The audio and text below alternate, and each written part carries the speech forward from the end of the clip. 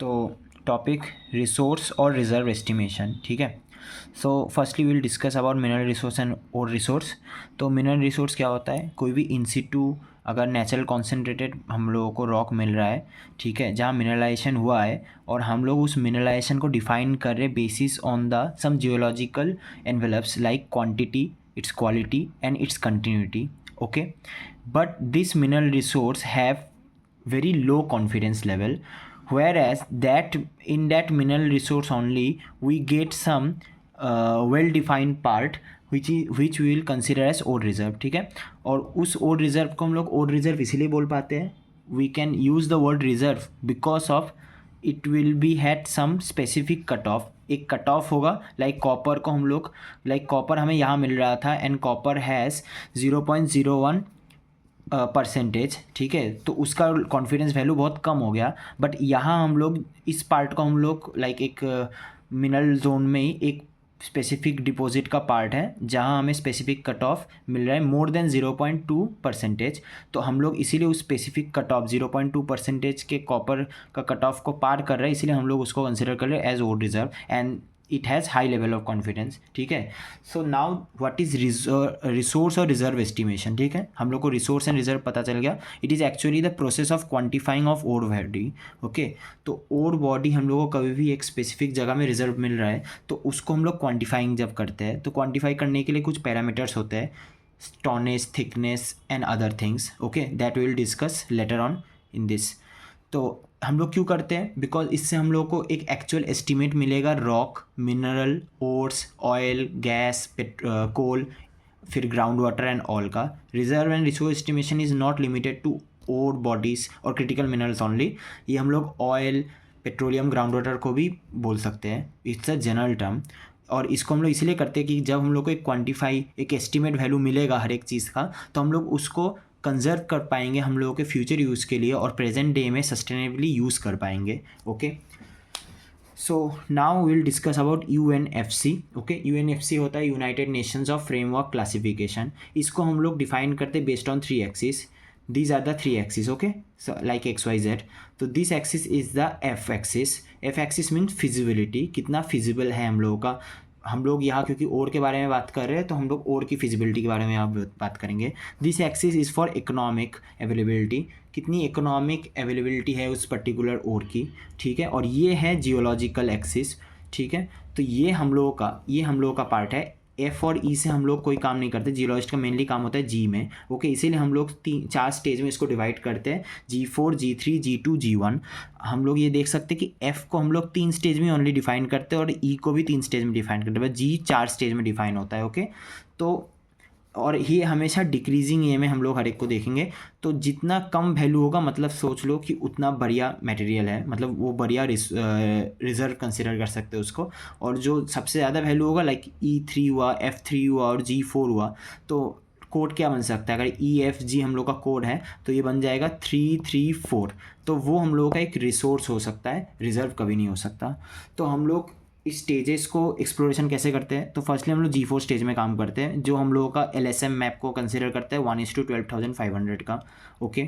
तो ये हम लोगों का मेनली एरिया में हम लोग काम करते हैं less than or equal to 1 kilometre square area में काम करते हैं। तो इसमें फर्स्टली हम लोग काम करने से पहले रिमोट सेंसिंग डाटा का यूज़ करते हैं, एरियल फोटोग्राफी का। Then we will do mapping there and identify the mineralise zone by some surface indicators. फिर हम लोग जियोकेमिकल सर्वे करने के लिए वहाँ से बेडरॉक सैम्पलिंग करते हैं, ठीक है।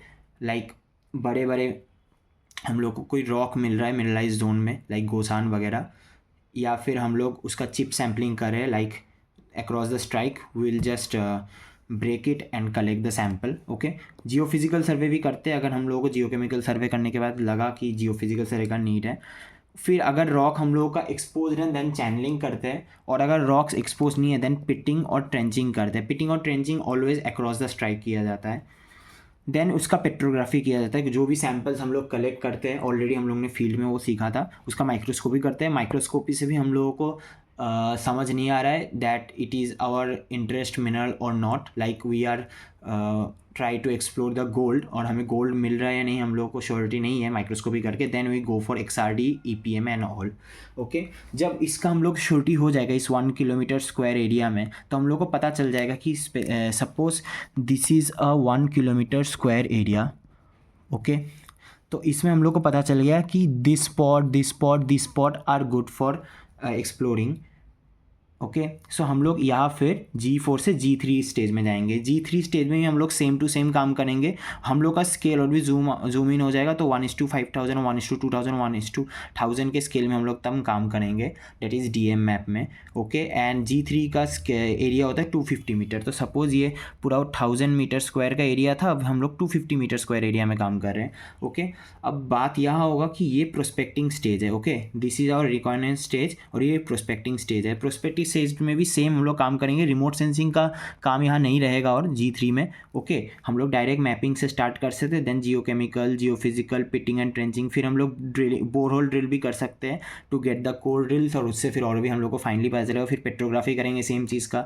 जब G3 में भी हम लोग को पता चल जाएगा, तो हम लोग को सपोज लगा कि this will be good area and this will be good area, इसमें उतना हम लोग को नहीं मिलेगा लाइक, तो हम लोग फिर इन दोनों का करते जाएंगे। तो इसका फिर एरिया हो जाएगा 100 m² एरिया में। ओके, एंड 100 m एरिया में हम लोग क्या करेंगे, G2 का करेंगे, जिसका स्केल भी सेम टू सेम G3 की तरह ही ऑलमोस्ट होता है, वो जनरल एक्सप्लोरेशन होता है। Same this steps we are repeating. Okay, then हम लोगों को लगेगा कि okay this will be a good point, okay, and this will be a good point. तो फिर इन दो पॉइंट का हम लोग फिर less than 1:1000 means less than 10 metre. Okay, तो यहाँ 25 मीटर हम लोग मान रहे हैं, तो 25 लेस देन 25 मीटर के एरिया में हम लोग फिर डिटेल एक्सप्लोरेशन करेंगे, and then we will get the result, और फिर हम लोग और रिजर्व वहाँ कंसिडर कर सकते हैं, and then we will go for the drilling. Okay, तो इस तरह से हम लोग का स्टेजेस होता है। नाउ हम लोग कुछ दो प्रिंसिपल के बारे में पढ़ेंगे जो रिजर्व एस्टिमेशन या रिसोर्स एस्टिमेशन में यूज़ होता है। First one is rule of gradual change, second one is rule of nearest point. Rule of gradual change में क्या होता है, हम लोग कंसिडर करते हैं कि सपोज़ हमारा एक बोरहोल है A और एक बोरहोल है B, और अगर हम लोग मीडियम बोरहोल C का हम लोग थिकनेस जानना चाहते हैं, फिर ग्रेड जानना चाहते हैं, रिसोर्स जानना चाहते हैं, तो हम लोग A और B का जो नोन वैल्यूज़ है, लाइक हमारे पास अगर A का थिकनेस अवेलेबल और B का थिकनेस अवेलेबल है, तो हम लोग C का निकाल सकते हैं। So what we did actually, हम लोग रूल ऑफ ग्रेजुअल चेंज में मानते हैं कि जो हम लोग का सपोज हम लोग का ये ओर बॉडी है, okay, this is ore body here and this is here, तो ये एक्चुअली ग्रेजुअली और continuously in a straight line fashion जा रहा है। तो अगर हम लोग इसको कनेक्ट करेंगे, तो ये this will be our TC value, जिस जो हम लोग का अननोन है। तो इसको निकालने के लिए हम लोग क्या करेंगे, हमें पता है डिस्टेंस A to C है D2, C to B है D1, और हम लोग को B का थिकनेस और A का थिकनेस पता है, जो लोड का थिकनेस एक्चुअली। तो हम लोग ये फॉर्मूला यूज़ करेंगे, TC = T1, मतलब ये T1 cross multiplied to this, then add to T2 cross multiplied to this, okay, and then इन दोनों का sum, okay, then we will use this formula. Similarly we use for grade, अगर हमें grade B का पता है and A का पता है, then we can use same like formula, just T के जगह G आ जाएगा, same with for resource R also. Okay, तो this is rule of gradual change. Rule of nearest point में ये होता है कि we will consider that suppose हमारे पास A and B borehole datas है, उसके थिकनेस है हमारे पास available, and we want to know the area of influence, कितना एरिया ऑफ इन्फ्लुएंस ये हो रहा है। Okay, so if we want to know the thing, तो हमें पता है इन दोनों का थिकनेस अलग है, D1 D2 वी हैव, तो हम लोग क्या करते हैं, हम लोग कंसिडर करते हैं कि मिड पॉइंट होगा C, A और B के बीच में mid point, okay, where the area will be constant, like A और C के बीच एक कॉन्स्टेंट एरिया होगा पूरा, एंड B और C के बीच एक कॉन्स्टेंट एरिया होगा। तो अगर हम लोग इसको ज्वाइन करेंगे ऐसे और फिर ऐसे, तो इधर एक C लाइन तक ये इधर ही जाएगा। Okay, then we can join this two lines. Okay, तो हम लोग ये देख सकते हैं कि अगर, क्योंकि ये हमारे पास ये एरिया ओनली है, ठीक है, ये हमारे पास ये एरिया नहीं है, बट ये एरिया एक्चुअली इसके साथ कोइंसाइड हो सकता है, यहाँ जितना एरिया है यहाँ भी उतना ही एरिया है इस रूल के हिसाब से। सो हम लोग अगर ऐसे करेंगे तो ये एरिया को और इधर बैठा देंगे, तो हम लोग अगर इसका टोटल एरिया निकाल सकते हैं, इसीलिए D2 और T1 से इसका टोटल एरिया निकाल सकते हैं। तो फिर रूल ऑफ ग्रेजुअल चेंज की तरह ये ओर बॉडी ऐसे कंटिन्यूसली जा रहा है, तो हम लोग को फिर एरिया मिल जाएगा। ओके, कि टोटल एरिया क्या है।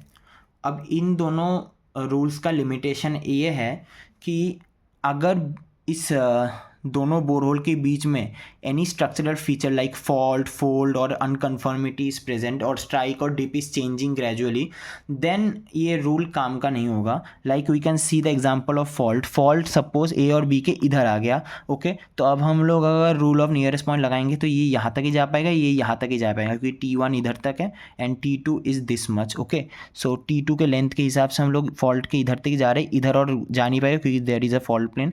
इसको भी T1 को एक्सटेंड ऐसे करेंगे तो ये और इधर जा नहीं पाएगा because there is a fault plane. Okay अब हम लोग का जो एरिया है इसका ये निकलेगा और इसका ये निकलेगा जो कांस्टेंट नहीं है. अगर हम लोग मिड पॉइंट निकालते तो वो इधर होता, ठीक है, सी हमारा इधर होता, बट फॉल्ट प्लेन के वजह से ये वाला इधर और एक्सटेंड नहीं हो पा रहा है. Okay and same for this rule also, ये स्ट्रेट ग्रेजुअली चेंज अगर होता तो ये ऐसे जाता. ओके बट ये एक्चुअली ऐसे जा रहा है अब. Okay so this is the limitation. Okay अब we will discuss some parameters of resource estimation, mainly formulas. तो पहला है कट ऑफ ग्रेड. ठीक है, कट ऑफ ग्रेड क्या होता है? The minimum grade below which the particular ore mineral is not economical to mine. Okay that will not be economical to mine. So हम लोग अगर हमारे पास सपोज हमारा कॉपर का grade cut off grades decide किया है माइनिंग मिनिस्ट्री ने कि 0.15% कॉपर होना चाहिए, तो हम लोग जब इसको एक्सप्लोर करेंगे तो हम लोग कौन से एरिया को लेंगे? हम लोग इस एरिया को लेंगे. Why this area? Because 0.02% is lower than this and 0.11% also lower than this value. ठीक है, but 0.4, 0.19, 0.5 these are more than this. तो हम लोग हमेशा कट ऑफ ग्रेड के ऊपर वाले वैल्यूज़ को ही कर सकते हैं. This is not and this is also not economical to mine. Okay so this will be and this is copper grade. copper grade को डिसाइड करने के लिए हम लोग production cost divided by value of mineral content करते हैं into 100, तो हम लोग को फिर कॉपर ग्रेड पता चलता है. जैसे at present copper value cut off grade of copper is 0.2% and gold is 0.5 ppm, but this changes through years. Okay her decade में या फिर हर 12-15 साल में कट ऑफ ग्रेड चेंज होता रहता है. Then the stopping width. Okay stopping width क्या है? minimum mineable width that can be safely mined. Okay like this is our stope. Okay this area is stope and a person is working here. Okay mining का काम कर रहा है. तो generally stopping with ऐसा होता है कि एक पर्सन कंफर्टेबली माइनिंग का काम कर सके. ओके तो 2 मीटर इज़ अ जस्टिस है क्योंकि एवरेज इंसान का हाइट 1.5 मीटर होता है, तो 2 मीटर हम लोग स्टॉपिंग विथ जनरली कंसिडर करते हैं. ओपन कास्ट माइनिंग में ये 2 to 6 मीटर लाई करता है और कभी कभी 10 मीटर तक भी चला जाता है. तो this is the stopping width. Okay then weighted average and average grade, these are simple formulas. Okay we have the sample length, we have the mineral content, we know, we just multiply it and how many samples, we all summation of all, like हमारे पास sample 1 का कितना length और कितना mineral content है, we multiply it, then sample 2 का length के साथ उसके मिनरल कंटेंट कितना है उसको मल्टीप्लाई करेंगे एंड फिर हम लोगों को उसका टोटल ले लेंगे और फिर लेंथ ऑफ सैम्पल 1 and 2 को करेंगे उसका मिल जाएगा, फिर उसको डिवाइड करेंगे, then will get the weighted average. Weighted average को अगर थिकनेस ऑफ लोड के साथ मल्टीप्लाई करके फिर total thickness of load, like हमारे पास लोड 1 और लोड 2 है, लोड 1 का 5 वेटेड एवरेज आ रहा है एंड लोड 2 का 6 वेटेड एवरेज आ रहा है. ओके और थिकनेस हम लोगों को लोड 1 का कुछ पता है, लोड 2 का कुछ पता है, then will multiply the weighted average of load 1 with thickness of load 1 and then weighted average of load 2 with thickness of load 2, then will add both the loads both weighted and then we'll divide with the thickness of load 1 and 2 total. Okay and then we'll gauge the average grade. इसके problems भी है exercise में, that we'll discuss later.